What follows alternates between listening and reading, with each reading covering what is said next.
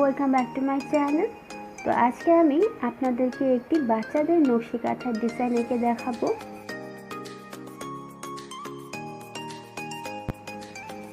ডিজাইনটি আমি আড়াআড়িভাবে করব এবং কাঁথায় সমান 4 ভাগ করে নেব। 4 ভাঁজ করার জন্য কাঁথাটি আড়াআড়িভাবে ইঞ্চি টেপ দিয়ে মেপে ইঞ্চি টেপটি 4 ভাঁজ করে নিলেই সমান 4 ভাগটি বের হয়ে আসবে।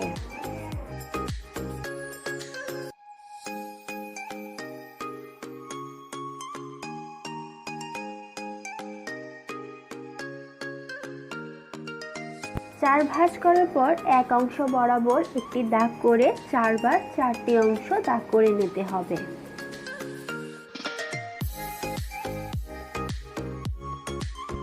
আমি আমার কাঁথার মাপটি নিয়ে সমান 4 ভাঁজ করে দাগ কেটে নিচ্ছি।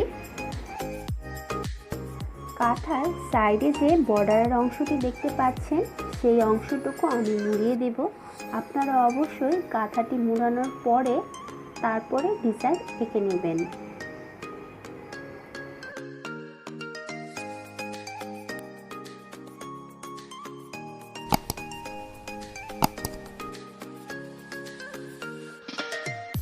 আমি কাঁথার সমান 4 ভাগ করে দাগ কেটে নিয়েছি।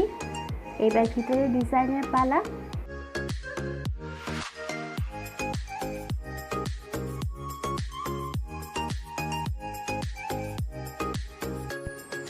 যে 4টি দাগ কেটে কাঁথাগুলোকে ভাগ করে নিয়েছিলাম সেই দাগগুলো বরাবর আরও 4টি দাগ কেটে মোট 5টি দাগ একসাথে এঁকে নেব।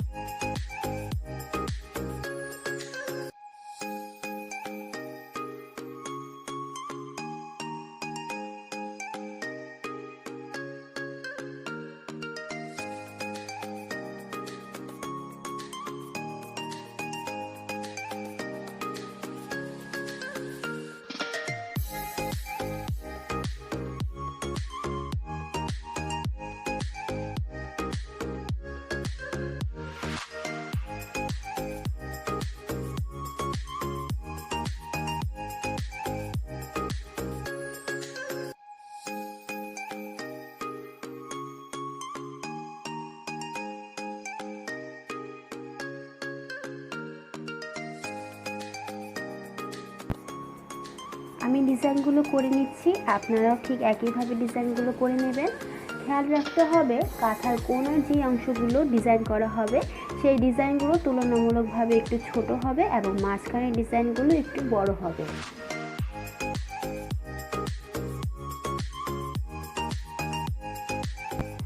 আমি যে পেনটি ব্যবহার করছি সেই পেনটি বাজারে 5 টাকা করে পাওয়া যায়, সেগুলোই ব্যবহার করবেন।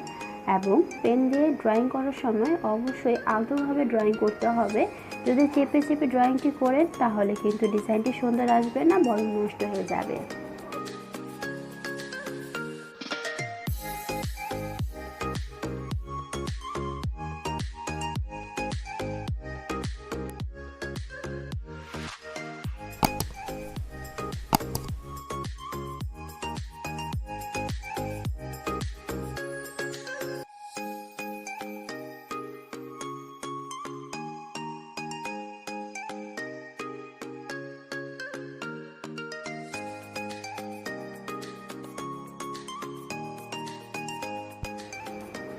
আমি এক এক করে প্রতি ভাগের ডিজাইনগুলো করে নিচ্ছি। ডিজাইনগুলো সবসময় সবগুলো সমান হবে তেমন কোনো কথা নেই। নকশি কাঁথা বলতেই কিন্তু এক একটা এক এক রকমের হবে, এটি হচ্ছে আলাদা ধরনের সৌন্দর্য।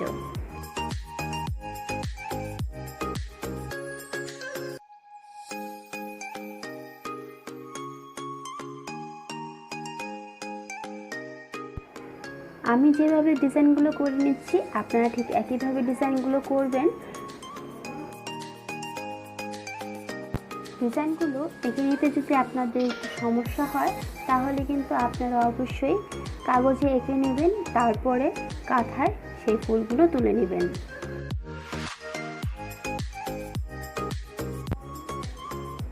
কাগজের আঁকা ডিজাইন থেকে কাপড়ে কীভাবে ফুল তুলতে হয় সেটি আমি আমার আরেকটি ভিডিওতে দেখিয়ে দিয়েছি। আমি ডেসক্রিপশন বক্সে লিংক দিয়ে দিব, আপনারা কিন্তু অবশ্যই সেটি দেখে নেবেন।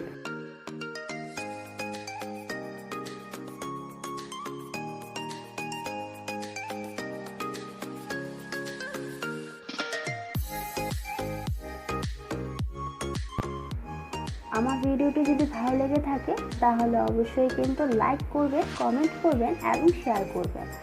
এবং যারা আমার চ্যানেলে নতুন তারা কিন্তু অবশ্যই আমার চ্যানেলটিকে সাবস্ক্রাইব করবেন। এবং যারা অলরেডি সাবস্ক্রাইব করেছেন তাদেরকে জানাচ্ছি অসংখ্য ধন্যবাদ।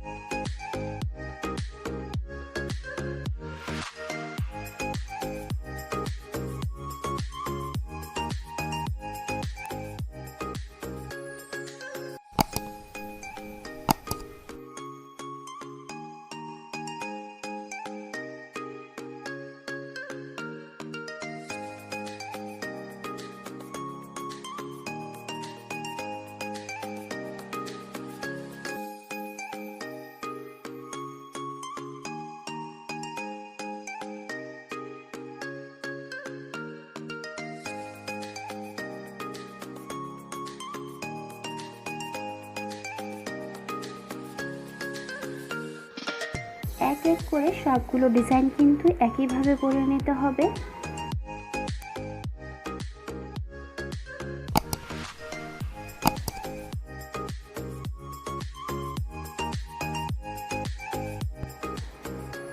ডিজাইনটি এঁকে নেওয়ার পর আপনারা যখন কাপড়টি সেলাই করবেন তারপরে কিন্তু অবশ্যই কাপড়টিকে ধুয়ে নেবেন। ধুয়ে নেওয়ার ফলে এই ডিজাইনের যে ছাপগুলো রয়েছে সেটি উঠে যাবে, তাহলে দেখতে কিন্তু সুন্দর লাগবে।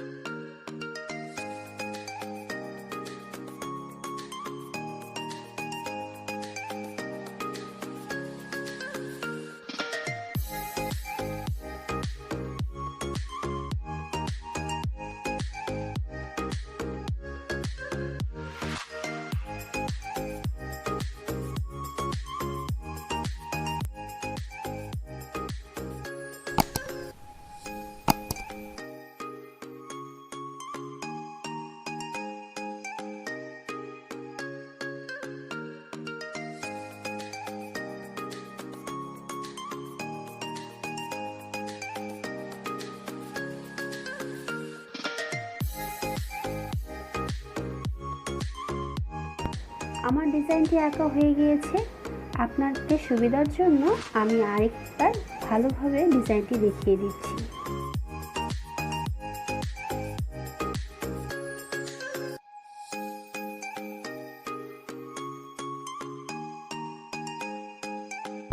আজকে এখানেই বিদায় নিচ্ছি। দেখা হবে অন্য কোনো পর্বে অন্য কোনো বিষয় নিয়ে। আসসালামু আলাইকুম।